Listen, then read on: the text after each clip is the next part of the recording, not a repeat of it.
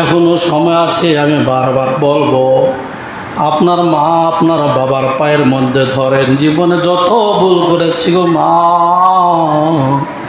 যত অন্যায় করেছি তুমি মাফ করে দাও।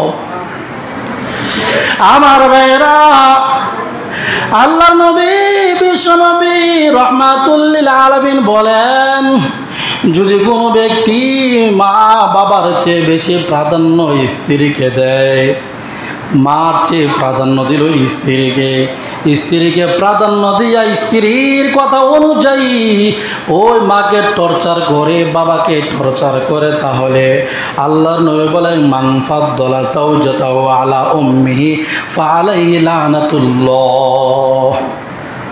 যে ব্যক্তি তার মার চেয়ে বাবার চেয়ে স্ত্রীকে বেশি প্রাধান্য দেয়, প্রাধান্য দিয়া মার উপর বাবার উপর টর্চার করে, আল্লাহর নবী বিশ্ব নবী রাহমাতুল লিল আলামিন বলেন, লানাতুল্লাহ, আল্লাহর পক্ষ থেকে তার উপর অভিশপ্ত।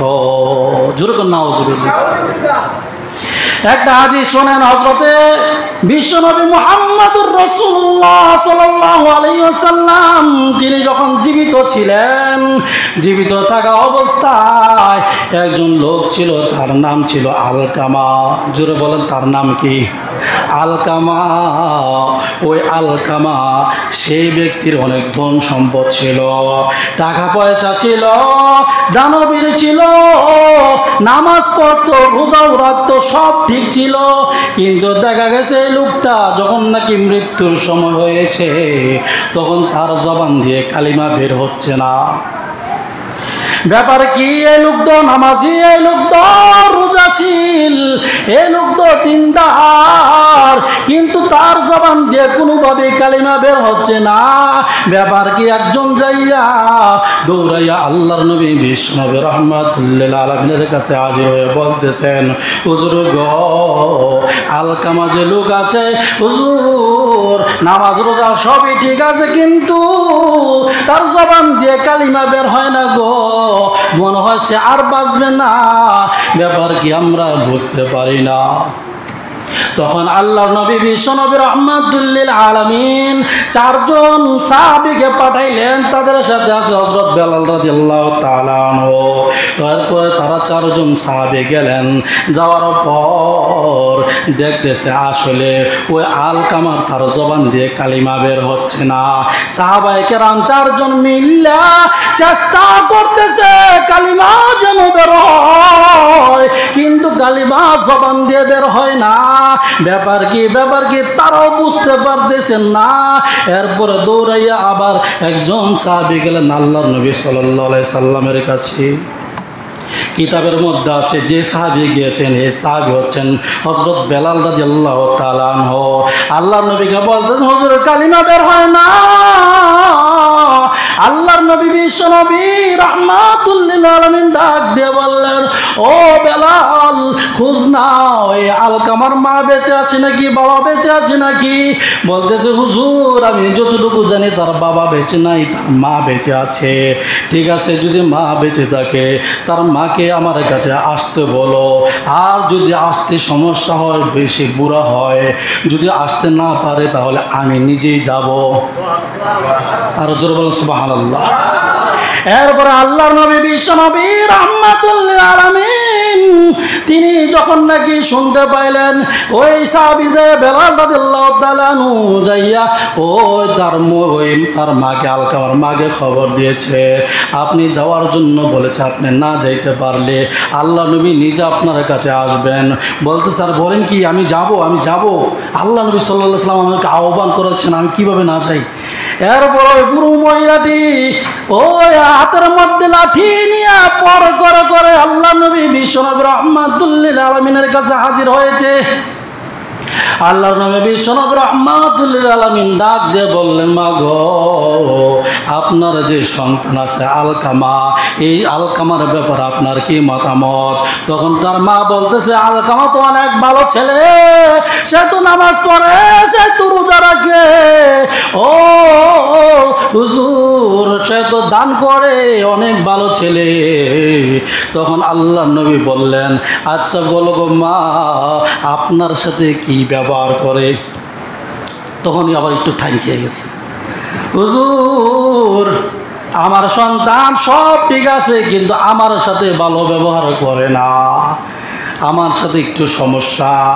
তখন আল্লাহ নবী বিশ্বনবী রাহমাতুল লিল আলামিন ডাক দিয়ে বললেন, ও বেলাল, সাহাবায়ে কেরামদেরকে যাইয়া বলো তাড়াতাড়ি করে লাকড়ি আনার জন্য, এই সন্তানকে আমি এখানে আগুন জ্বালাইয়া তার মার চোখের সামনে আমি আগুন জ্বালাইয়া মেরে ফেলবো, জীবনের জন্য শেষ করে দিব। কিন্তু দেখা গেল আমার ভাইয়েরা এ মানা করতেছে, হুজুর না কই এমনটি করেন না, অনেক কষ্ট করে লালন পালন করেছি, আমার সন্তানকে এমন করেন না। বলতেছে, শোনেন, শুধু এই আযাব নয়, দুনিয়ার মধ্যে এতটুকু কষ্ট দেওয়া হবে, তাকে আযাব দেওয়া হবে, দুনিয়ার আগুন শুধু এতটুকু আগুন নয়, যদি আখিরাতে যায় পরকালে এই আগুনের চেয়ে কিন্তু 70 গুণ বেশি পাওয়ার হবে, ওই আগুনের শাস্তি আরো বেশি হবে। তাহলে বলতেছে, হুজুর আমি কি করতে পারি? তখন ওই আল্লাহ নবী বিশ্বনবী রাহমাতুল লিল আলামিন ডাক দিয়ে বললেন, তুমি যদি ক্ষমা করে দাও তাহলে একটা ক্ষমার রাস্তা হবে। তখন ওই বৃদ্ধা মহিলা ডাক দিয়ে বলতেছে, হুজুর গো, আমার সন্তানকে আমি মাফ করে দিলাম। মাফ করে দেওয়ার পরে সাথে সাথে বেলাল রাদিয়াল্লাহু তাআলা নুকে পাঠালেন, ও বেলাল জলদি করে যাও, যাইয়া এখন দেখো আলকামার কি অবস্থা। তারপরে হযরত বেলাল রাদিয়াল্লাহু তাআলা দৌড়াইয়া যাইয়া দেখেন ওই আলকামার জবান দিয়ে কালিমা বের হচ্ছে, লা ইলাহা ইল্লাল্লাহু মুহাম্মাদুর রাসূলুল্লাহ। তাহলে এখান থেকে বোঝা যায়, মা বাবারকে যদি খারাপ ব্যবহার করা হয়, মা বাবার সাথে খারাপ ব্যবহার দুর্ব্যবহার করা হয়, তাহলে এই মা বাবার কষ্টের কারণে আপনার মৃত্যুর সময় কালিমা নসিব হওয়াটা মুশকিল হয়ে যাবে। ঠিক কিনা বলেন?